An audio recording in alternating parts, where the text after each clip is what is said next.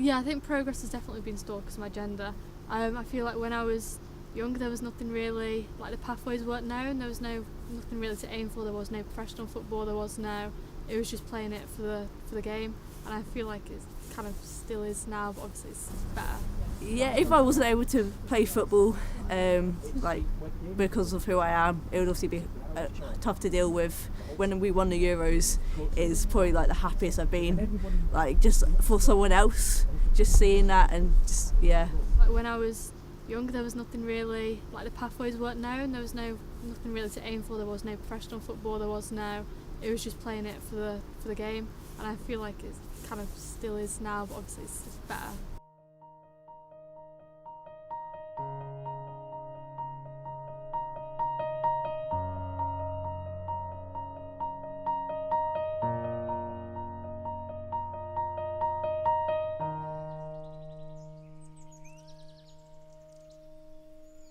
The FA banned women from playing football on FA-affiliated pitches in December 1921. The ban was in place for nearly 50 years, so it was lifted, I think, in 1970.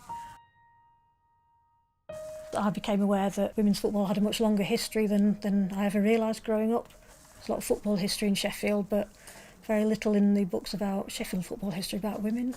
And I thought, well, if I've never heard of this, probably nobody else has either. And I thought I'd do something about it. I work for Football Unites Racing Divides. We exist to engage with underrepresented groups to hopefully improve equality of opportunity within football and within wider society as well. Stoppage Time is a project that we came up with a couple of years ago to research and promote the hidden history of women's football in the Sheffield area.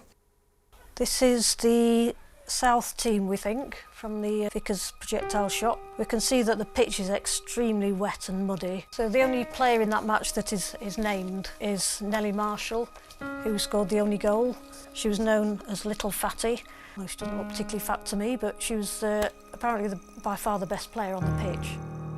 Women didn't even have the right to vote, and that came initially, I think, for women over 30, was it, in 1918? So they certainly weren't regarded as equal citizens in any way, really, not just on the sports pitch.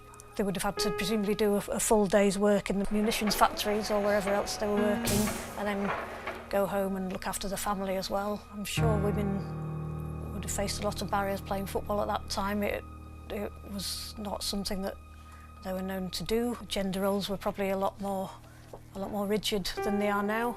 They were probably subject to a lot of ridicule.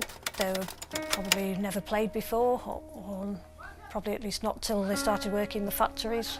The women would mostly have been from working class backgrounds, doing hard, heavy manual labour, so they were already challenging conventional views of what women could do. The ball looks like an old heavy leather one, which probably got heavier and heavier throughout the match as it gathered more and more mud. Players seem to be wearing some kind of ankle boots. She worked over to the other side of the field, beating all competitors, some of whom were on her own side, and when she was 20 yards from goal, the defence grew anxious. The backs encouraged each other to stop her, but neither could decide that the psychological moment had arrived until the goalkeeper called out, "Now then, Mrs. So-and-so, step out of it," whereupon Mrs. So-and-so stepped out, collided with the referee, and went down with a fearful splash. Meanwhile, the little forward sidestepped towards the goal and with a well-placed daisy cutter gave her side the victory. The same forward subsequently missed a penalty given of her hands, but she was easily the star of the game. I think the right to play football is really important for women because it's just symbolic of women's place in society, really.